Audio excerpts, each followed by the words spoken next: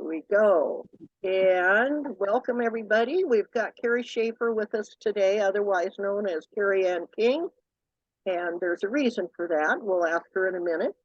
And she's got two names and most of us don't.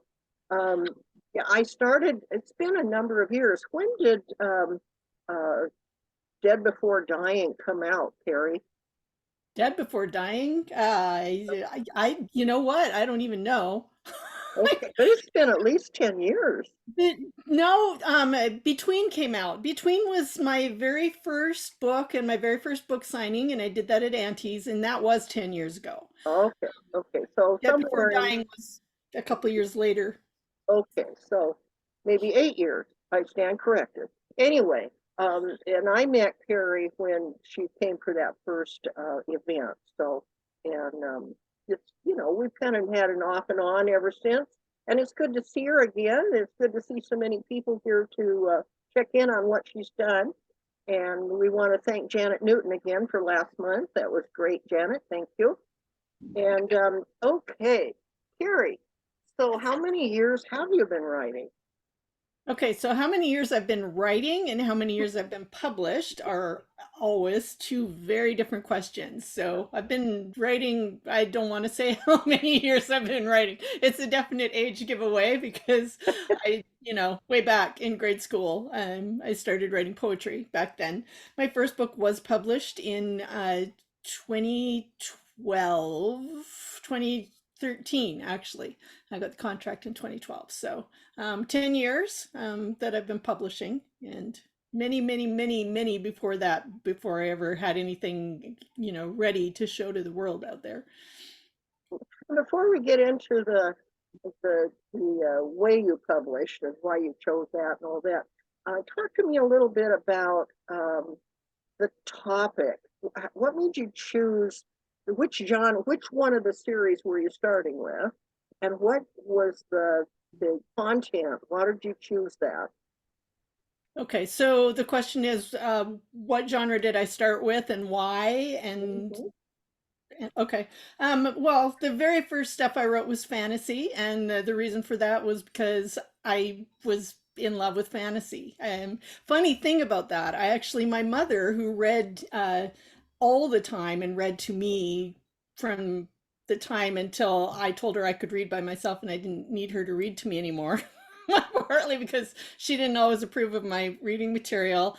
I she did not like fantasy type books. She didn't like fairy tales. She didn't like fantasy. She somehow kind of steered me towards other things. Went to the library. She would make me read biographies, and at least I had to choose at least one book every time we went to the library that was not fiction because I didn't like reading those. Never did as a child, and still not my preference. I'm sorry for those of you who write them. I like stuff that's made up most of the time.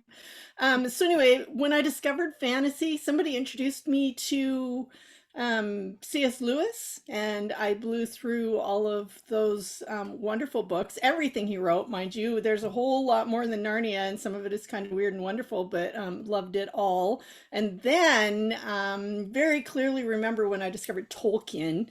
I was in high school. I was that old already. I was senior, I believe, and I was in the band, and we were on a band tour, and somebody was sitting on the bus reading a book, and I thought it looked fascinating, and I said, "What is that?" He said, "This is The Lord of the Rings." And I said, "Ooh, can I read it when you're done?"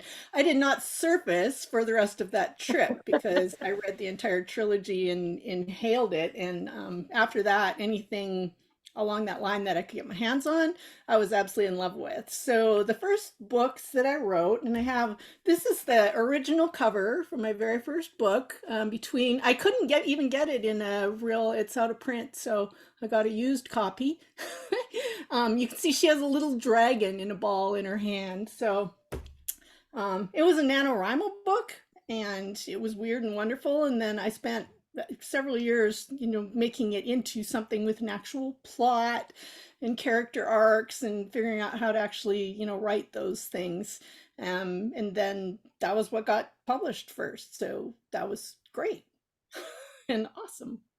What about the paranormal aspect of it? I know that was in Dead Before Dying. Dead So Before Dying. So, okay, Dead Before Dying was a whole. All right, I need to tell you something about me. As a reader, I'm totally an eclectic reader. I love to read as long as I like the characters and I need to like the writing style. That's a really big thing for me. I'm really kind of a little bit picky about that. But if I love the writing and I love a character, I will read anything in any genre.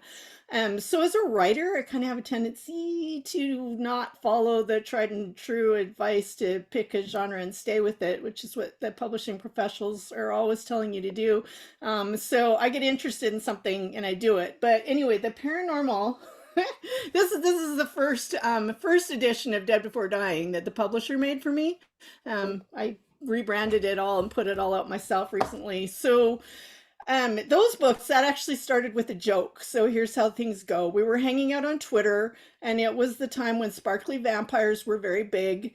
And we were making fun of the whole sparkly vampire trend. This was back in the day when Twitter was very interactive. It was very different when it first started. And we used to a lot of comments back and forth, and it was just a lot of fun. So I made some kind of comment that, I should write a vampire that actually looks old instead of, all these 300-year-old guys who look like teenagers and want to hang out with sulky little teenage girls. Maybe I'll create a geriatric vampire, and maybe he doesn't have teeth and he needs false teeth, and maybe he has arthritis, and maybe he really wants to die, but he can't because he's already undead. So I was joking, and a friend said, "You have to write that." It was a challenge. So I wrote the first chapter just totally for a joke and sent it to her. And she said, "No, no, no, you actually have to really write this book now." So I was like, okay. So that was where the first idea for Dead Before Dying came from. Not that I was on any mission to write paranormal, but just that it started as a joke.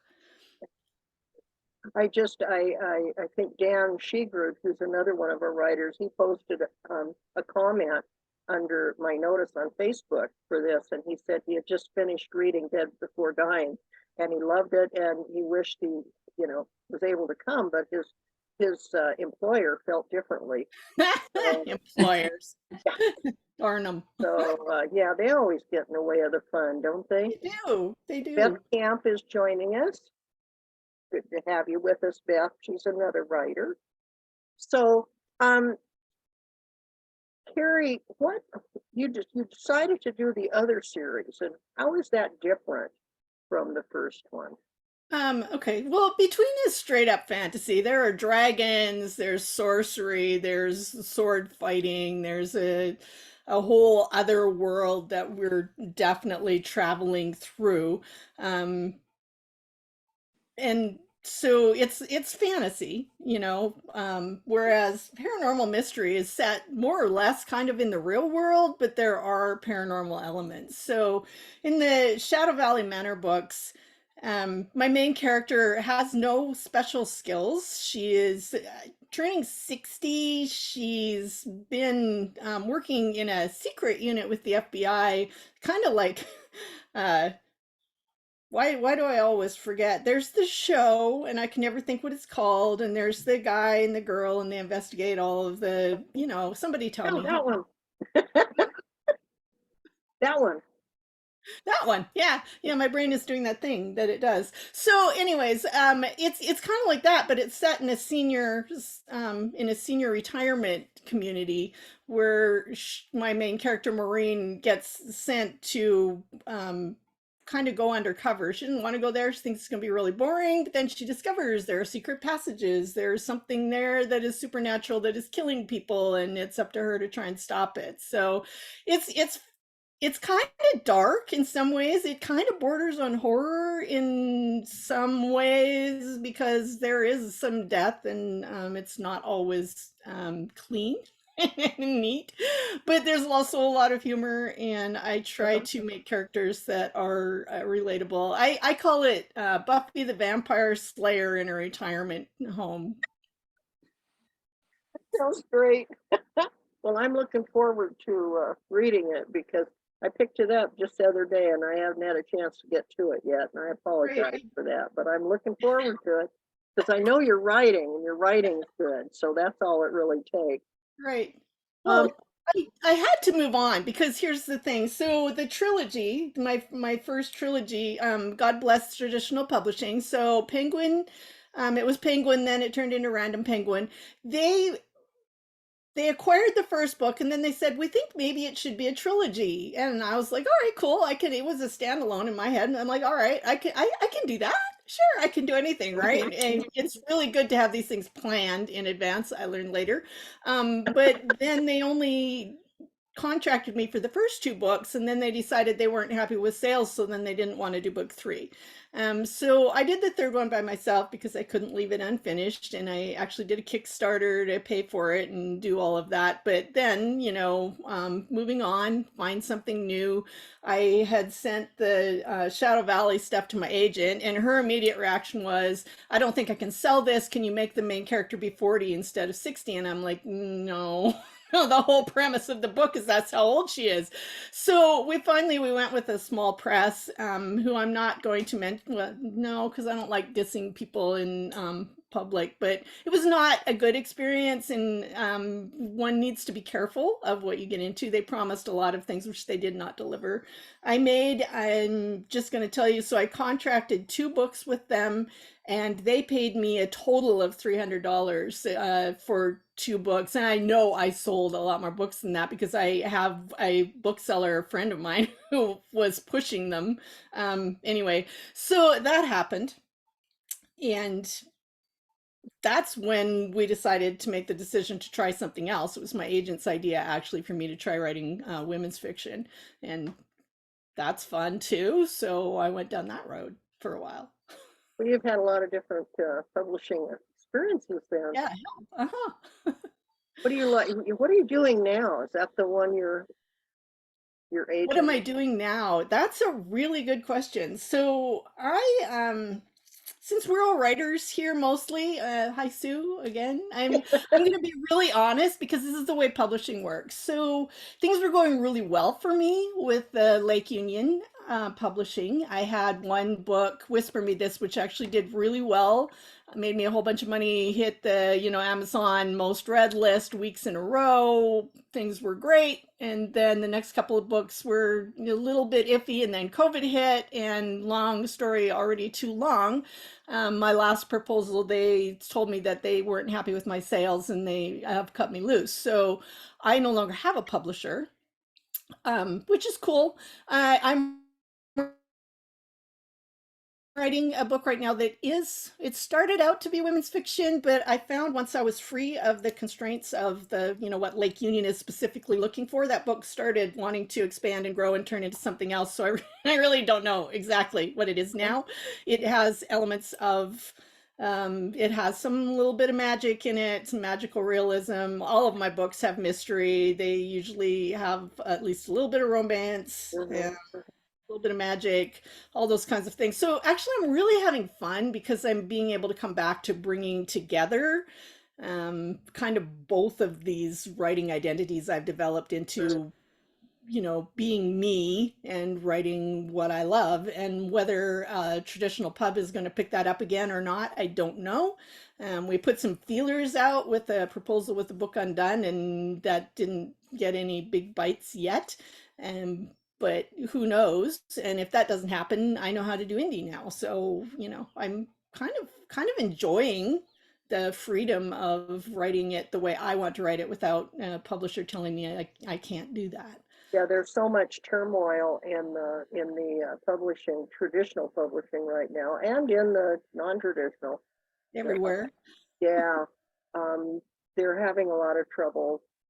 I don't know if I should say this, having a lot of trouble selling the front list, the hardbacks, all that. So I think I've noticed there seems to be more and more of the debuts coming out in paper.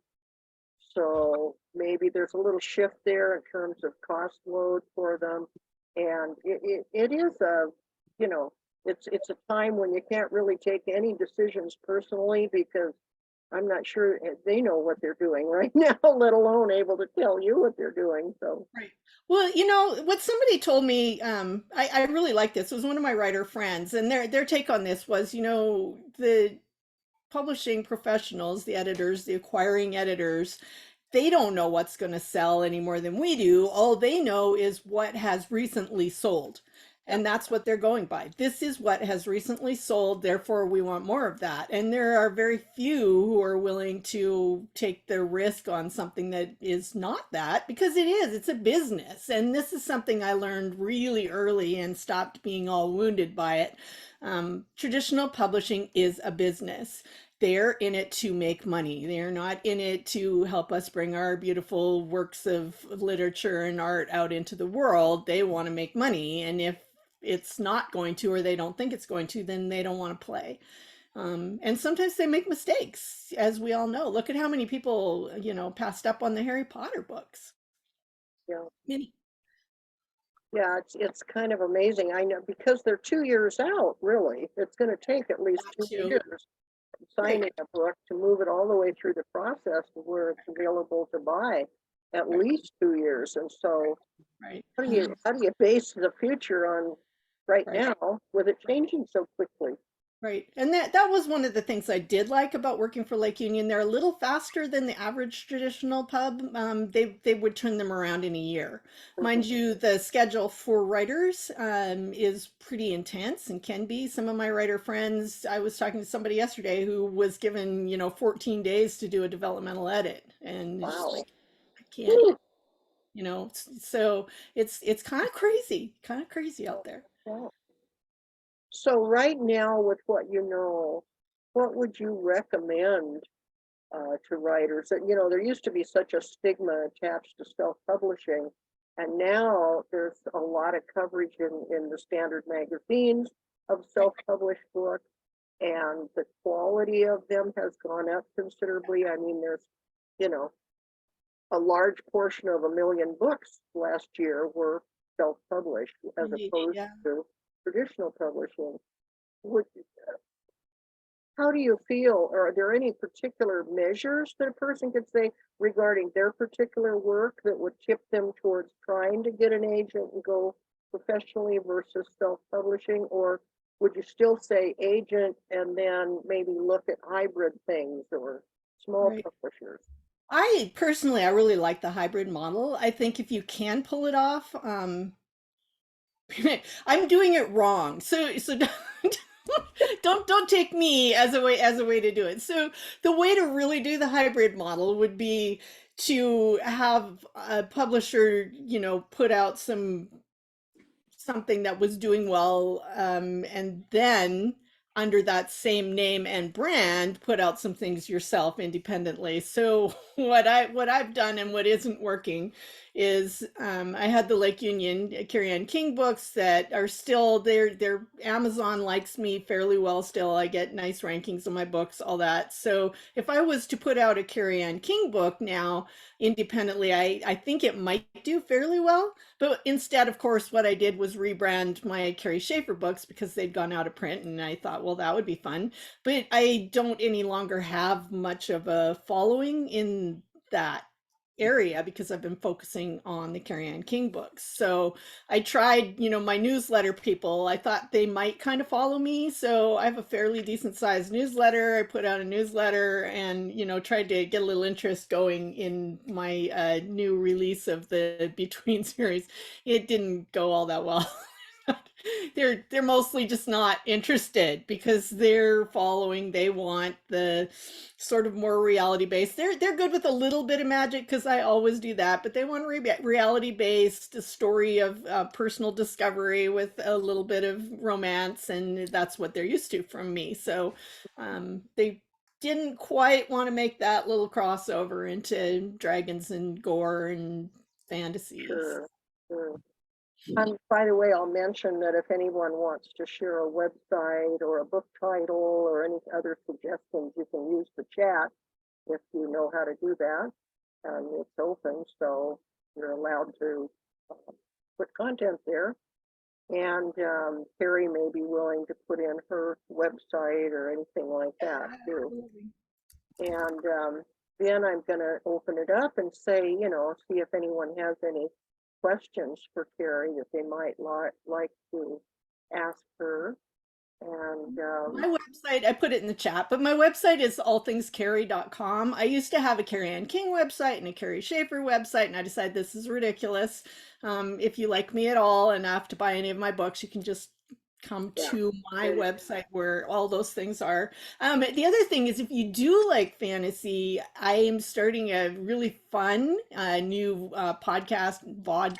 We're doing video too, with a fantasy author named Nola Nash, and it's called The Other Worlds, and we're going to be interviewing fantasy authors. It's a little bit different. It's a little like a little kitschy, a little, we have a little like Bill and Ted's Excellent Adventure moment. We go and we have a little portal and we take you through into the other world, and we get the author to describe the world and the magic system rather than the usual questions about, how did you think of the when book did and you what's your start writing writing? process. What was Trying to freshen that up a little and have some fun. will that be noted on your website when you It get will be on, the best thing to do is to actually get on my newsletter. If you go to my website, pop on my newsletter. I promise not to spam you. You'll get a free story or two, and then you'll get updates on all that stuff. okay, sounds good. I'm not good at keeping up my social media. I'm going to be really honest about that. I don't know. Most writers have dickens of a time with that, I think. It just feels too businessy. I know it, you think it, and there's this thing of, oh no, another deadline, another month, another whatever. And it just feels like an extra load that it's trouble. So I think we're going to have we're going to have Kalila Wright's going to talk about new at our regular guild meeting, newsletters, why you should have one, and what's the best way to go about it. Yeah. So we'll Yeah. be covering that a little bit later in the summer. I believe in the newsletter. I should also, you asked what I'm writing, and I told you what I'm working on right now, but I have two other projects actually in my back pocket that I keep going back and playing with. So one is a paranormal, is it a mystery? It's I don't know what it is. So it's a paranormal women's fiction is what I'm going to call it. There's a group of women who really latched on to the market for when paranormal romance was really big. You remember back, 10 years ago when I first started writing, paranormal romance was huge. And those readers want something similar, but for the age that they now are. So there's about 12 actually well-known writers who got together and started writing what they call paranormal women's fiction. So they're hilarious. If you like this kind of thing, I love these books. There's, you're 40 or 50 and you're in, maybe you're in menopause, whatever, and all of a sudden you're afflicted with some new magical gift at that age that you did not know that you had. So there's one woman, I can't remember who wrote these, they're hilarious. She started seeing ghosts all the time. They keep showing up and they're always falling apart. So they're carrying an arm, a head. She duct tapes them back together. I mean, it's just like, I love these books. They're very, very fun. There's one called Catastrophe. This woman turns into, she ends up being connected with an ancient Egyptian recurring evil that comes up, and she's now by a mistake the one destined to fight it, so she's getting trained, Buffy style, to take on, and she does it in her own way. Anyway, there's this whole series of books. They're very fun. So I started one currently called All Bottled Up, which is about somebody who has always had nightmares about being shoved in a bottle, and actually this happens to her suddenly, and it turns out she's a genie. Who knew? And the guy that pulls her out of the bottle doesn't want her any more than she wants to be the genie. And then there's all of these misspoken wishes that keep getting granted that cause all kinds of trouble. So I started that one. That's very fun. I'm playing with it when I have time. And then there's another one that's kind of more a little paranormal, about a younger woman who is a party planner. She can see ghosts, and she gets pulled into planning a death party for a young man dying of cancer who does not want the traditional funeral. He wants a big bash with, music and dancing. And of course, his family doesn't want that, and nobody wants that. And then he dies suddenly before his planned departure, and she knows that somebody has probably offed him ahead of time. So I'm playing with that one too. So anyway, I have, and I need to write another Shadow Valley book because I You're need to. busy. And then here's the thing, I'm writing when I have time because I've put together a business where I help authors. So I'm also the author genie, where I do people's newsletters and graphics and post for them on social media, although not for myself, and do podcast editing and, all of those things that people need. So You I sound am like busy. you sound like me. I can do all this stuff for everybody else, but not for me and my hubby. Yeah, Oh, absolutely. anyway, There's that old, the shoemaker's wife goes barefoot and the doctor's wife dies young. I yeah, just yeah. laugh because people will say, your website's out of date. I'm like, yeah, I know. I do it for everybody else, but I don't get mine done. Well, any questions, people? Any comments? Have any I of have you? a, I have a question. Huh? If you were organizing a dinner party, what 3 or 4 writers, living or dead, would you invite? That's really funny because I would just invite all my friends. Like, the whole, if I had a hero worship kind of person there, then I'd be all nervous and I would not, I don't know. I'd probably, okay. I would seriously, if I was doing a dinner party with authors, I would bring Maddie Dawson, who happens to be my friend Sandy Shelton, Heather Webb, who writes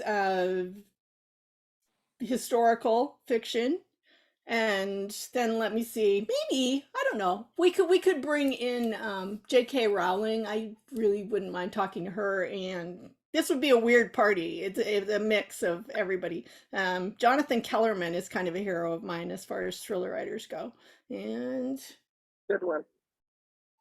oh, that might be it, because I'm kind of an introvert and I don't, want a big party with a whole bunch of people I don't know, even if they are writers, probably. Well, guys, did any of this sound familiar to you in terms of what you've tried to do with your publishing and getting stuff out there? I know Jay's just getting started. Chris has been writing mysteries, and she's actually shown us some of her stuff focused on Spokane. Did you have any differences or similarities, Chris, with what Gary's been saying? Well, I didn't try the traditional publishing route just from the beginning based on what I had been hearing from others. So I am a little intrigued to hear about your experience and anyone's experience going that route. Yeah. So Jay. Hey, everyone has some authors have different little weird things. Like, I mean, you have your own very unique style, type of writing. If you're trying to find an agent, would you try and find an agent that kind of knows that particular style that you have and can know how to market it? Because there's a lot of weird stuff. Let's say, you want some particular type of thing about your story. That's just fantasy, but you have something particular about it that you think that might turn off some people, but really turn on some other people. How would you go about finding these particular agents? The particular agent, I think, having the right agent is really important. It's better to have no agent at all than to have the wrong agent. Agent writer divorces happen and they're really ugly. It's really hard to get an agent after you've broken up with your agent because you kind of get a reputation as maybe you're, hard to get along with. So I think that the thing is, first off, when you do your query materials, you don't want to misrepresent what you're doing in order to try and get an agent interested. So being really clear, like, this is what I'm writing and it is this little weird thing, and not trying to disguise that in some way is going to help a lot. Agents are pretty good at knowing what they want to sell. So when you send in your query stuff, the more you can describe and, you know, kind of represent what it is that you're trying to do, then the more likely it is you're going to find the person that is interested in representing that. And then remember that they work for you. So when you do get an agent interview, you also ask them questions, and you don't want to just take the very first offer that, you know, comes your way if it doesn't feel right. It's if that, I hope that helps. But that's, getting an agent is that's an interesting. The other thing is going to conferences if you can, where the agents are there, meeting people in person, interacting with them online. That sort of thing is always really helpful because they want to know who you are. They want to know how you're going to be to work with. My agent described my agent described it as a marriage. We've been together since before Between came out, and she actually asked me to marry her on the phone. She's like, "Kerry, will you marry me?" And I said, "Yes, I will." And we've been through some rocky times together. She doesn't always agree with what I'm trying to do, and sometimes I get mad at her, but you know, it is a relationship where we both want the same thing, really. So that's all good. I'm thinking about Chris, you know, your comment about the traditional publishing. It's just, it's different. With all of the different publishing houses, you're going to have a different experience. And so, you know, I was with Penguin Random. That was big, kind of a little bit impersonal, maybe. Very definitely driven by business decisions. Some of the smaller presses are more personal. And if you get with a good small press, that can be a really nice thing because sometimes they will really, really promote your stuff. And then, of course, I loved Lake Union, honestly. They were great. From all of the publishing houses that I've worked with, I really did like the way that that system operated. You knew what to expect.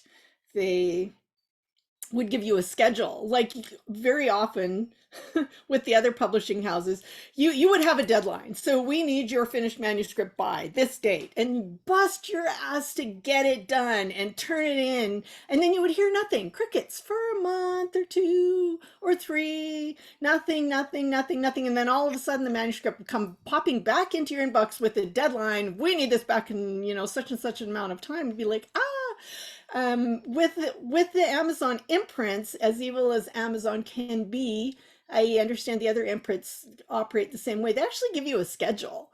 This is when we're going to need this edit done from you. This is when you can expect our comments. This is when it's going to go to your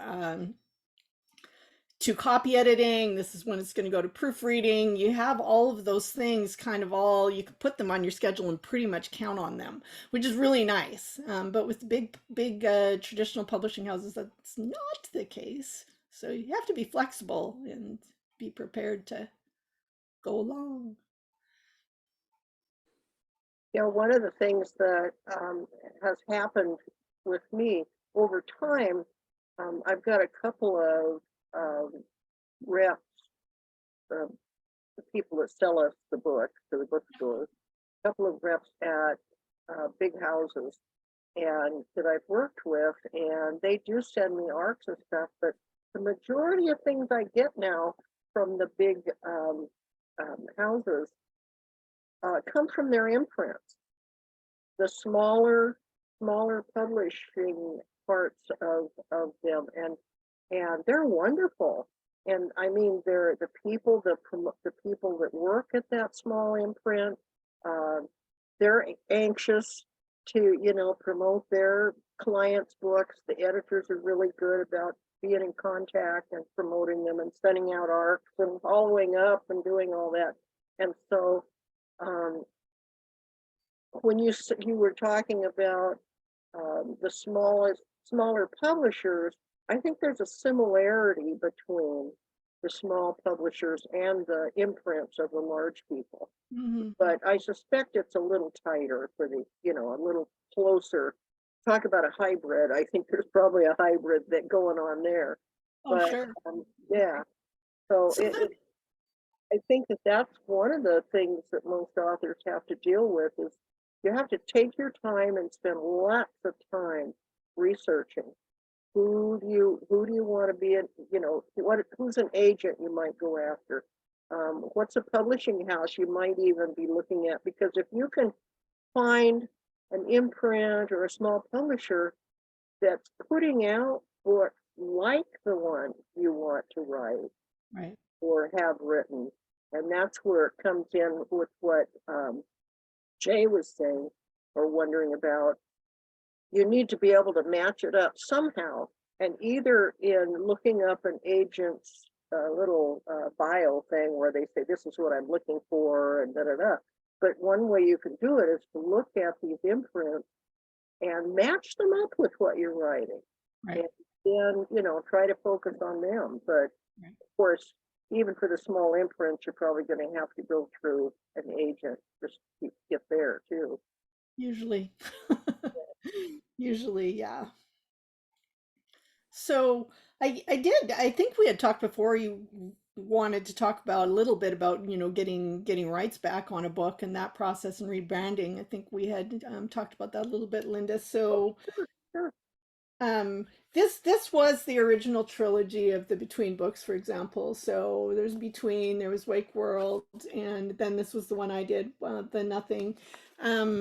So it had pretty much gone out of print in the physical copies, and I asked my agent to help me get my rights back. So they nicely took care of that, but it was a hassle, even with my agent involved. We had to keep emailing, and they would keep saying they were going to do it and they didn't. And then finally we, as the agent said, I tattled on the person to somebody higher up, and then all of a sudden we got some action. So they have to release your rights to you, and then once you have those rights released, then you're free to put the book out again. So you can see that what I did is very different than what I had before. So that's the Between now, and Wake World, and the Nothing. So I think that branding is really important, and lots of times another thing when you get into traditional publishing, I didn't have a clue. I wrote a book. I'm like, it's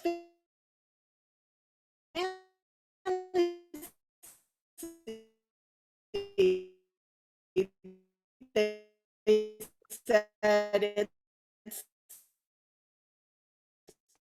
paranormal,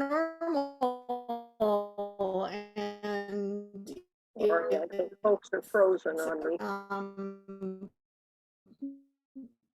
I guess it isn't. It's the theory, but it does. Nobody's going to be prepared for the fact that a bunch of people in that book. So I think that knowing, if you can figure it out, if you can find people to help you figure out what your genre is before you actually put the book out there, that can also be a helpful thing. Although I would not have said no to the publishing contract, even knowing what I know, and be like, yes, publish my book. What about that sense of control? I know in the past, authors have always expressed a lot of, I want my cover the way I want it. I want my characters the way I want them. How do you go through that, walk that line between things that you really, really don't want to give up and the things Right. that you're willing to? I think it's really important. I'm really glad I did traditional publishing, because I'm glad that I learned to give up some of those things. So I think a mistake that I see some indie authors making is thinking that what they want for their cover is what should definitely be for the cover, for example. So if you talk to cover designers, they will tell you, and this is so true, if you're looking for a book and you know what you like, those covers are all a little bit the same. They have elements, they have colors, they have fonts, they have design things that readers look at and know this is what I want. So if you as the author insist, no, no, no, I don't want any of that, I want it to look like this, your reader isn't going to look at your cover and go, oh, that's a urban fantasy, that's a mystery, that's a, so we sometimes shoot ourselves in the foot by doing that. I talked to a cover designer once who said, he said, I sometimes design covers for books for people for free, because then I can do what I want and they can't make me do the thing that I know isn't going to work to sell their books. So there's that. And then the other thing with editing is, I think it is really, really important to have somebody in your process that is willing to tell you what's not working, even if it's going to really make you angry or hurt your feelings. Because we as authors, we have it in our head. This is the story, these are the characters, this is what's happening. And very often that actually is not on the page. We did not write what we thought we wrote, but you can't see that with your own eyes when you read it because you still keep seeing what you think you saw or what you meant to write. So you really, really, really need somebody who can read through and point out some things and ask some good questions, like deepening the plot, telling you things like this character would not do this thing, I'm pretty sure, or it doesn't seem right to me that this character would do this thing. You have a plot hole right here that you can drive a bus through that you might want to consider fixing. All of those things are really important. So whether you have critique people and beta readers in your world that are really good and have really sharp eyes that can tell you those things, or you're paying somebody to do a good developmental edit for you, I think those things are really essential. And I would not put out a book without doing that. Either finding the way to pay somebody, and to get a good developmental edit is going to cost you a couple $1,000. Or at the very least, go through, I have some friends who are very, very good readers, but usually I have them read and then I'm still going to want that developmental edit. And I think that's where a lot of indie books go astray, isn't that people don't do that and then they don't get a copy editor, because that's the other thing. Typos and grammatical errors, we don't see them. Even with a book like one of my Like Union books, by the time those were published, I'd been through it a gazillion times. My acquiring editor had read it. My developmental editor had been through it 2 or 3 times. I had a proofreader. Sometimes we had 2 passes on that. Plus the copy edit passes, and sometimes a cold read where they went in again and looked for things. You still miss something. There's, every book has mistakes. So if you think about that, and then if you don't do any of that, you're going to have enough mistakes in there that it's going to turn readers off. And if you're indie publishing on Amazon, those people can complain and you can actually get your book put on hold or taken down by Amazon if people are complaining about the number of mistakes in it. So, and I seriously, I was talking to an author friend of mine the other day who's very successful right now. She had an actual email from a reader. I can't believe this person doesn't have something better to do with her life, but the reader actually emailed to say, I found a typo in your book. Really? So it's important to make sure that you at least do your best to clean those things up. So, yeah. I understand AI is going to do this for us now. I'm really kind of terrified of that, but I have to bring this up, although I'm burying my head in the sand and ignoring AI mostly. I actually had somebody I've been getting newsletters from for a long time who does things for authors and writes books himself, and he has put out an AI thing that he says, can do your copy editing for you. And I actually unfollowed his newsletter because I didn't want to. I'm not proud of it really, but I'm like, I don't want to hear this stuff right now. So he, in his mind, he's saying it'll be cheaper for those of us who can't afford, a good edit, then let AI do that for you. But I'm hearing so many negative things about the results of AI writing, though, and how poorly it's done. So I'd give it a few years before I dove in for sure. Right. I wanted to, but I did want to ask you about the money angle. Ooh, what are the? I suppose it's different for every author and every project. Right. What would be the priority? But when people throw out figures like you did, $2,000 for this and 1,000, I mean, most people are going, "That's it, I'm done." Is there something you feel is the biggest, most important thing to put the money in? Probably cover and back cover copy, but again, I'm not the super successful indie author out there.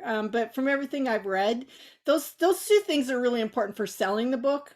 but then you also do want reviews. You really have to do all of it. So the thing is finding out how to do it cheaply. And again, if you connect with other writers who have good eyes, you can pass on the editing because you can get people to do that for you. Sounds like we need to start some sort of co-op, Yeah, but but I don't know. but it needs to be an exchange. So, I have a friend who's very good at the developmental edit, and she sends me stuff because I'm good at figuring out where her books need more emotion added in. So we all have our skills. I have another friend who always finds all the little mistakes, copy edit kind of things, and I tell her not to bother, but she always does.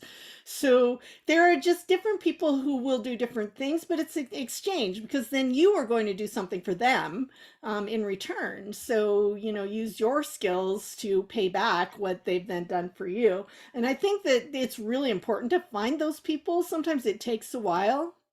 But super important. I love going to writer conferences, not to go to the trainings, to be really honest. When I go to writer conferences, I very often don't go into any of the actual sessions. I tend to hang out, meet people. This is the one time where I stopped being introvert Kerry and I put on a total extrovert mode and I come home absolutely exhausted for a month. Yeah.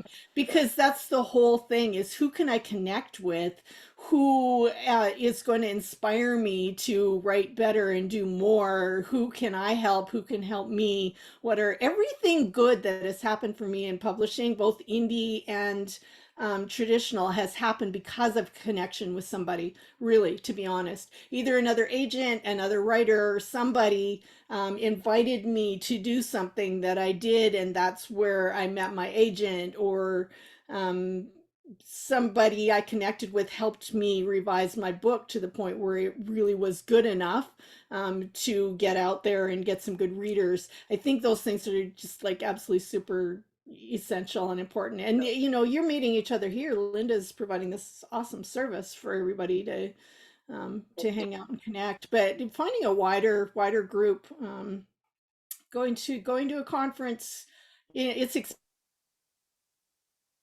expensive, but I think it's totally worth it. Okay, any other comments or questions before we wrap up?